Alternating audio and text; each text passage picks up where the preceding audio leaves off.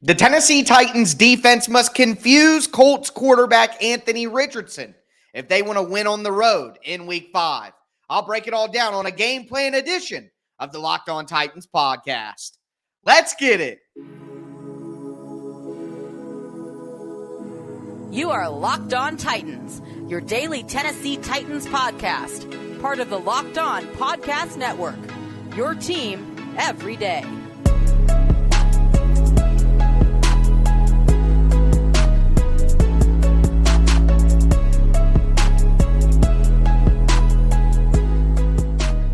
Welcome to the Locked On Titans podcast. I am your host, Tyler Rowland. Titans fans, today's game plan edition of the Locked On Titans podcast is brought to you by Prize Picks, the easiest and most exciting way to play daily fantasy sports. Go to prizepicks.com/LockedOnNFL. That's code LockedOnNFL, all lowercase, for a first deposit match up to $100. Titans fans, it is a game plan edition of the show, so I'm going to tell you exactly how the Titans can get their first road win of the year and their first division win of the year against the Colts. We'll start on defense, talk about confusing rookie quarterback Anthony Richardson, talk about the offense and how the Titans need to have a similar game plan from last week, and then finally, some updates. Nicholas Petit-Frere practicing at left tackle on Thursday.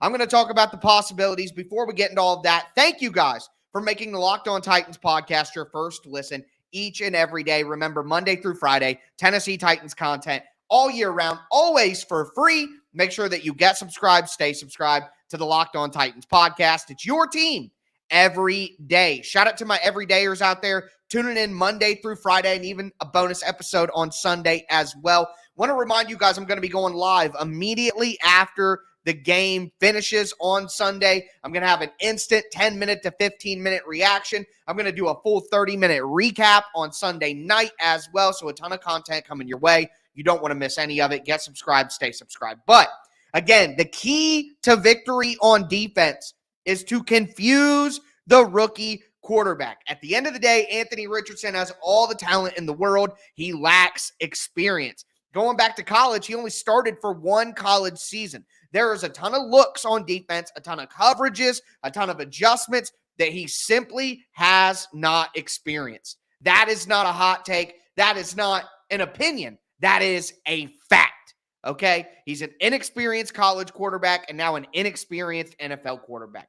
The Tennessee Titans are a disguise, confusing coverage team. This is a perfect opportunity for the Titans to simply do what they do best.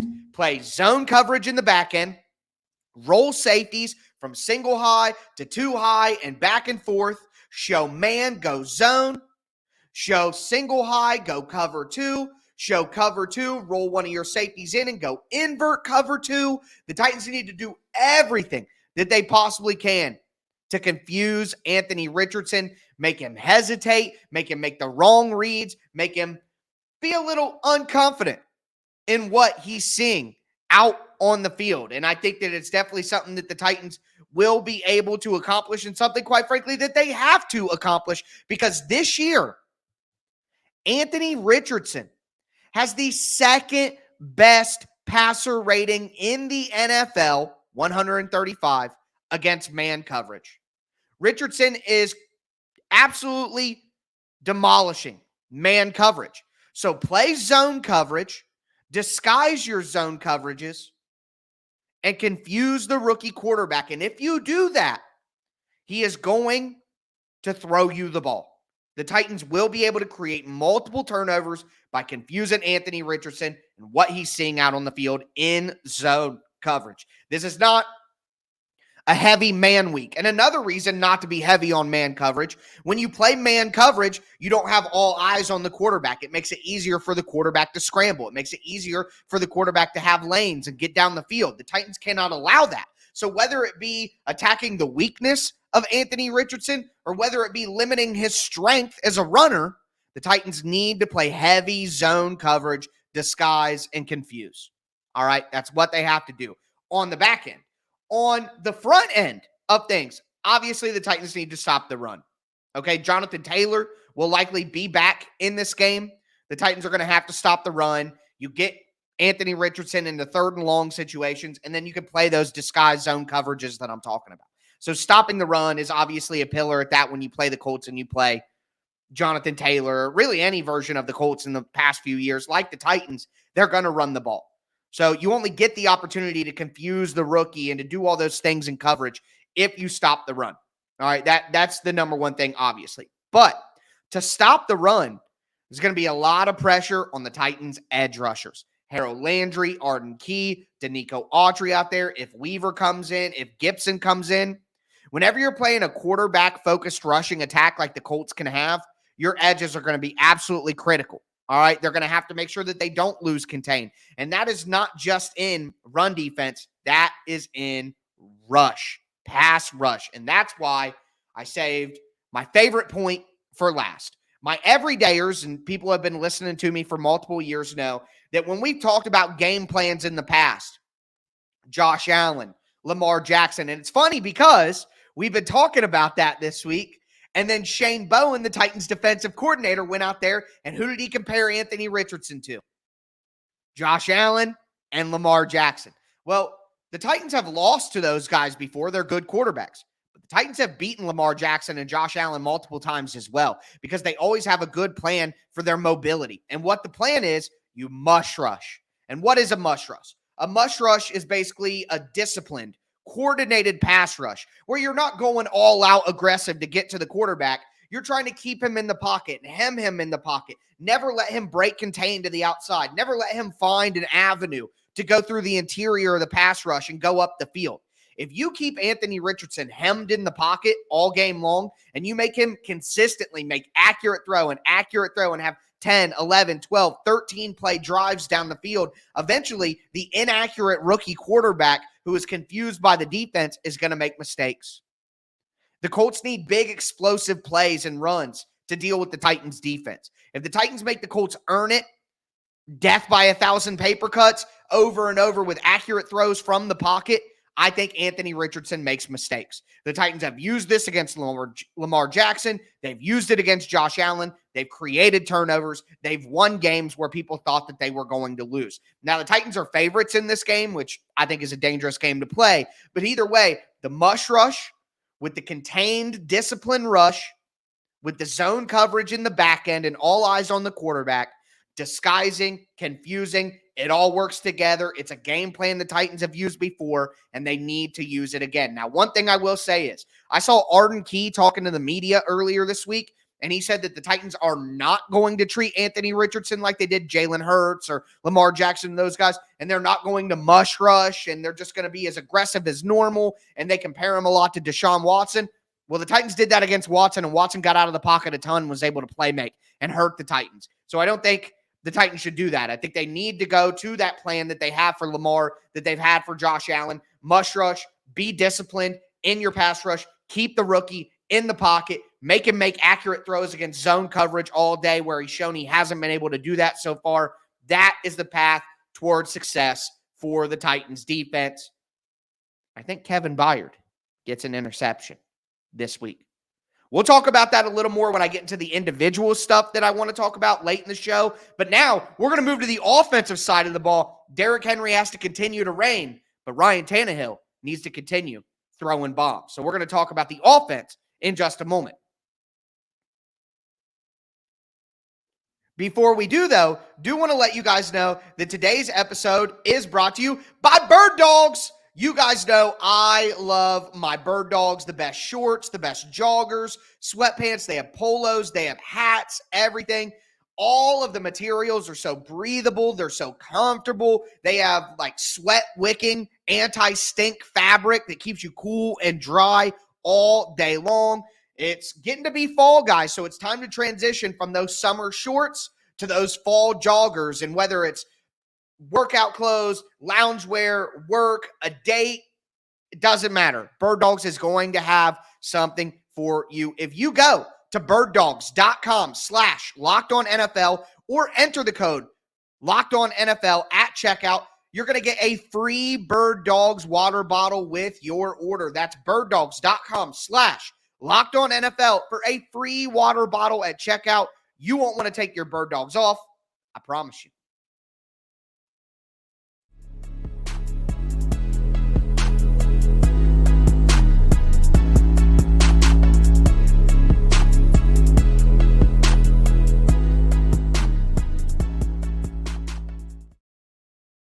Titans fans, let's continue today's game plan edition of the Locked On Titans podcast. We talked about what I want to see schematically from the defense. Now I want to dive into what I want to see from the offensive side of the ball. Of course, at the end of the show, I'm going to zoom in from team stuff, talk about the individuals that I'm watching in this game and who I think needs to step up. We got to talk about Nicholas Petit-Frere getting reps at left tackle at the end of the show. I mean, that's a huge development, so we'll dive into that. But first, the offense. Before we do, thank you guys for making the Locked On Titans podcast your first to listen each and every day. Remember, Monday through Friday, Tennessee Titans content all year round, always for free. Make sure you get subscribed, stay subscribed.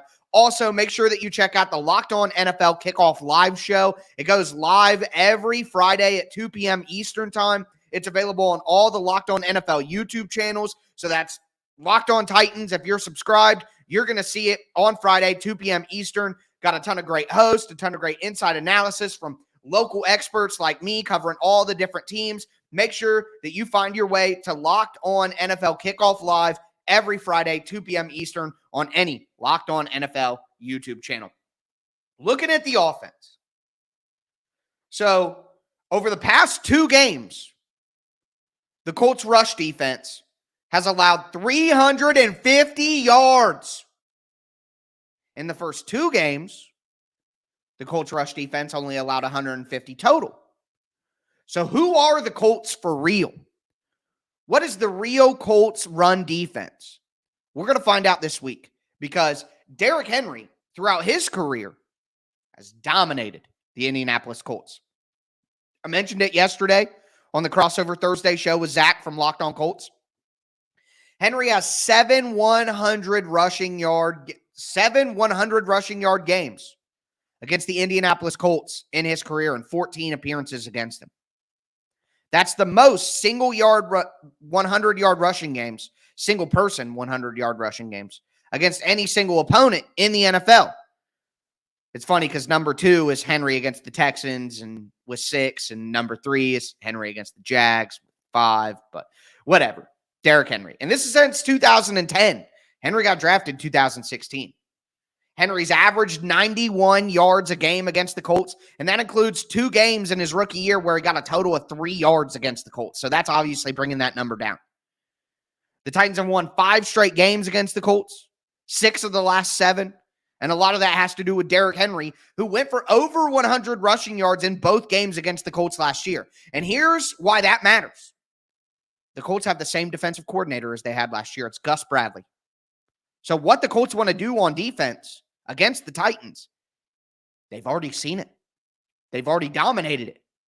So I think that regardless of what the Colts want to do, Shaquille Leonard, almost said Darius. Shout out to my guy Will Lomas who said Derrick Henry hit Darius Leonard so hard he had to change his name to Shaquille. That's a funny joke. Appreciate that, Will. But the reality is, regardless of the renewed personnel for the Colts, they're running the same scheme, and I think the Titans are going to be able to run the ball down their throat. Now, that's not good enough on its own. The Titans have to attack the Colts' zone coverage. Going into week 4, the Colts played more zone coverage than any other team in the NFL. They like to play cover 3 primarily. It's a Gus Bradley defense. He comes from the Legion of Boom of Seattle. They want to play cover 3, and they want to play cover 2. Mostly cover 3, especially on early downs. Well, playing against cover 3 is something that the Titans have seen a lot. And in cover 2, the Titans are going to be able to sit down underneath, find those over-the-middle zones. But I want to focus on cover 3. Because that's what the Gus Bradley defense is based on. Now, they're going to mix in cover 2, and if they're smart, they'll mix in some man because that's what the Titans struggle against. But if the Colts continue to play that cover 3 that they like, it's going to be a big week for the tight ends and stretching the seam. In both games against the Colts last year, the Titans' leading receiver was a tight end. It was Chigakonkwo in game 1, and then it was Austin Hooper in game 2. Now, they didn't have crazy astronomical statistic games, but the reality is In a cover 3 with deep, and then the middle, the seams are where that coverage is vulnerable. And who's best at running down seams? Tight ends. So I think whether it be Chigakonkwo or whether it be Josh Wiley, and people were worried about Josh Wiley, he's been a full participant all week. I think he's going to be fine. This is another week where Josh Wiley needs to make a catch down the seam. Has NWI down the seam. And they're going to take shots from the safeties, but that's what's going to be open against the cover 3 coverage.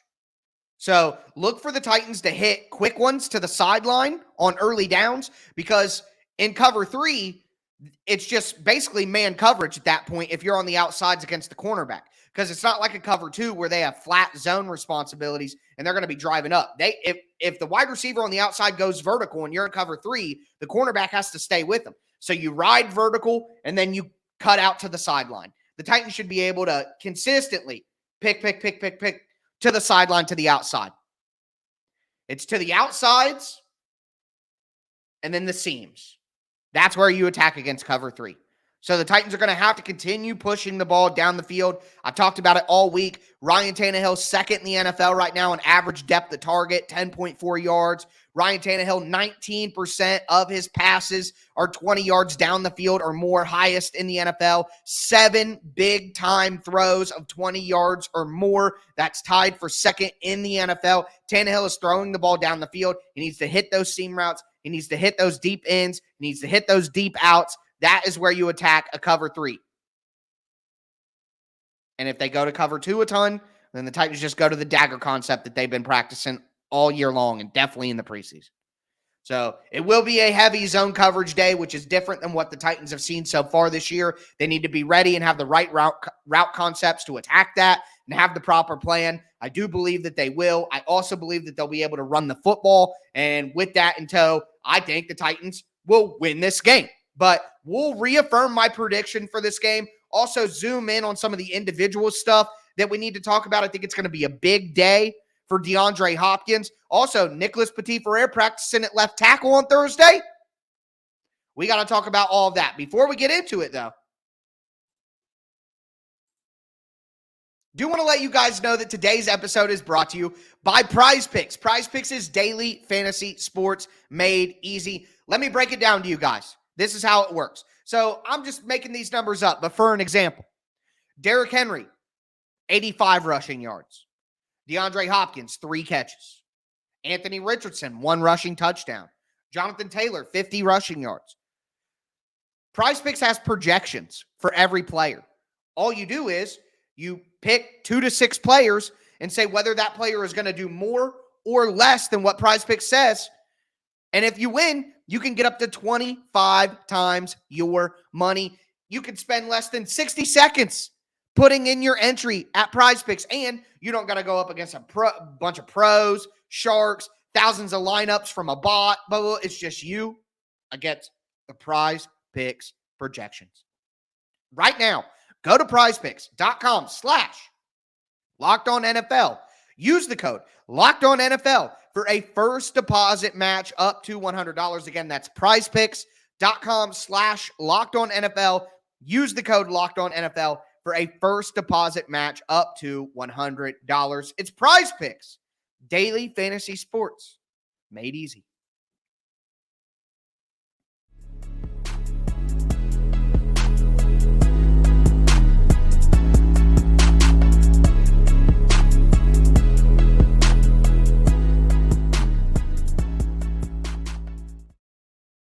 Fans, let's cap off today's game plan edition of the Locked On Titans podcast. We talked about what I want to see schematically from the offense, what I want to see schematically from the defense. Now I want to zoom in, talk about some individual players. Before I get into it, want to remind you guys, I'm going to be going live immediately after the game on Sunday here on the Locked On Titans YouTube channel, breaking down kind of my instant reaction, my first emotions from the Titans game, whether they win or lose. Sunday night on the YouTube channel, I released my full 30-minute recap, going more in depth into what I saw from the offense and defense. We have more of a schematic conversation there. We also do Tighten Up, Tighten Down, where we talk about the good and the bad individual performances in the game.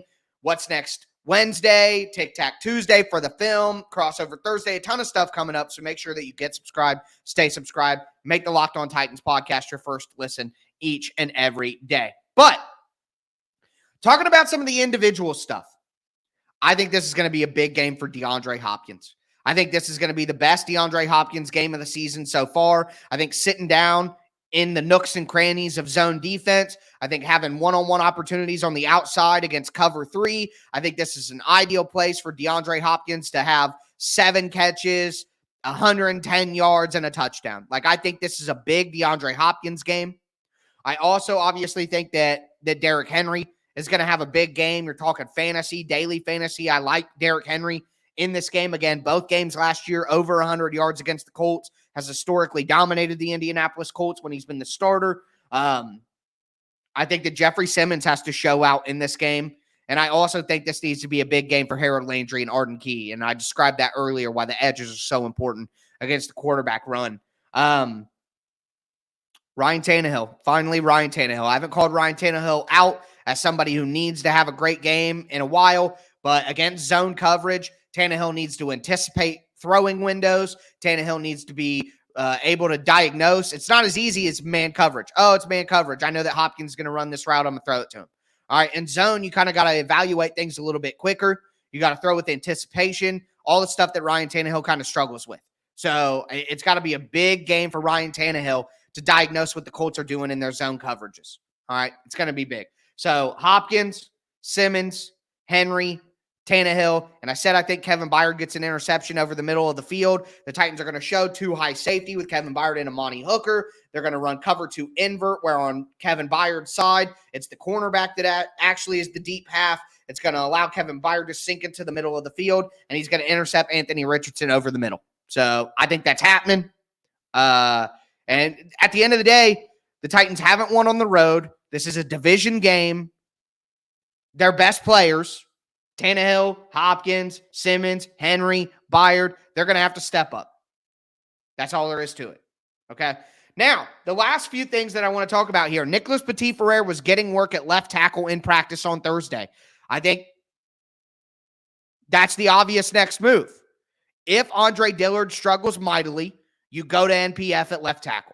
That's the next move. And I know some of you guys wanted Dylan Radins. I would like Dylan Radins to get a shot, but I think Nicholas Petit-Frere is more of a pure offensive tackle than Dylan Radins is. And I like Radins as the number 1 backup at guard. You have Dylan Radins at guard, Corey Levin at center, and then NPF is the backup tackle, or Andre Dillard if the switch happens. You have Justin Murray as well. The Titans are developing a little bit of depth. I wouldn't say there's a lot of high-end talent on the offensive line, but at least they're starting to build some depth and some guys that you could at least trust and lean on if you need to put them in. I mean, Andre Dillard, despite what everybody said, has still been a little bit better than Dennis Daly was last year. So having him as your number 1 backup tackle wouldn't be the worst thing ever. He can play a little bit of guard too. But I don't think that NPF starts at left tackle in this game. I think the Titans are just getting him ready to go. If they need to do that, I think Andre Dillard does come out as the starter in this game, but just interesting to see NPF in practice next to Peter Skoronski working at left tackle. I think that's something that we obviously have to monitor going forward and something that we've been talking about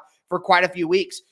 Craig Aukerman, the Titans special teams coordinator, said that Kyle Phillips will be back there catching punts if he's able to go. I know that frustrates a lot of you guys, but at the end of the day, a 5th-round draft pick who can only play in passing situations needs to add extra value to this roster. And the way that Kyle Phillips was supposed to do that when he was drafted was as a punt returner. So I don't think it's just nuts to throw him back there. I think they have to try and do that. But with that being said, that's all my individual notes. Again, 23-17. I think the Titans beat the Indianapolis Colts 23-17. If the Titans don't force a turnover, I think it'll be a lot closer game. Maybe 24-23 like Zach predicted. 23-20 could also be on the table as well. But I think the Titans find a way to win this game with it being a rookie quarterback. I think Richardson is going to be a big problem for the Titans going forward. So is it CJ Stroud. But for right now, a rookie in week 5, Titans will find a way to get this win. So that is going to do it, though, for me, of course, in this game plan Friday edition of the Locked On Titans podcast. As always, I am your host. I just want you guys to know right now the outro sounds chopped and screwed to me. So, but I am your host, Tyler Rowland, and this was Locked On Titans.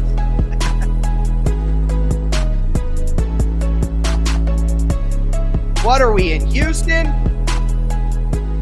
Sheesh. Slow it down.